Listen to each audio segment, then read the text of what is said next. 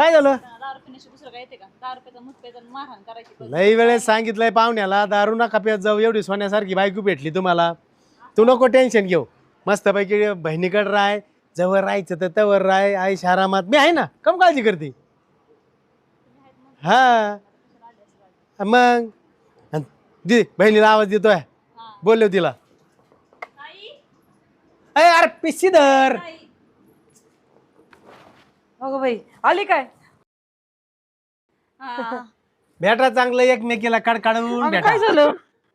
काय लो काय बोलले काय तुम्ही? नवऱ्याचं घरा नाही. काय झालं? सांगू बाई, माझा नवरा रोज दारू पिऊन मला मारायला लागलाय बाई. लय कशी वाईट झाली बघ झालंय ना, बाई. कशी होती अहो, कशी थांबा झाली. ना.